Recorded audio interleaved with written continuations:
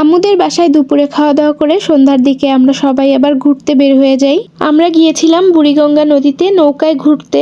আমাদের বাসা পুরান ঢাকাতে বুড়িগঙ্গা নদীর একবারে পাশে হওয়াতে আমরা কিন্তু মাঝে মাঝেই এরকম নৌকায় করে নদীতে ঘুরতে যাই। পরিবারের সবাই মিলে একসাথে এরকম নদীর বুকে নৌকায় ভাসতে কিন্তু বেশ ভালোই লাগে। আমরা দুটো নৌকা ভাড়া করে নিয়েছিলাম আর দুটো নৌকা এরকম পাশাপাশি যাচ্ছিল আর সবাই মিলে গল্প করছিলাম। নৌকায় ওঠার আগেই আমরা সব সময় বাদাম, বুট, ঝালমুড়ি বা এরকম টুকিটাকি খাবার দাবার নিয়েই উঠি। এগুলো ছাড়া গল্পের আসরটা কেমন জানি জমেই না, পানসে পানসে লাগে। কিছুক্ষণ পরপর এরকম বড় বড় লঞ্চ আসছিল যেগুলো সদরঘাট থেকে বরিশালের উদ্দেশ্যে ছেড়ে যায়। এই বড় লঞ্চগুলো যাওয়ার সময় নদীতে এমন বড় বড় ঢেউ তুলে তখন পুরো নৌকাটা একবারে দুলতে থাকে।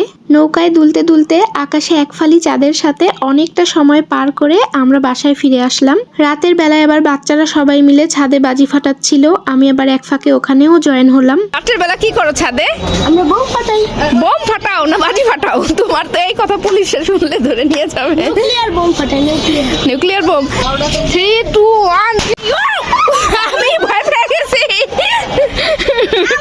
Okay ready 1 2 3 start. কিন্তু হচ্ছে না এটা, ইয়ারা ফেলে একটাও ফুটে না। আদিয়াত তুমি ফাটাইছো? হ্যাঁ। কটা ফাটাইছো? 5টা।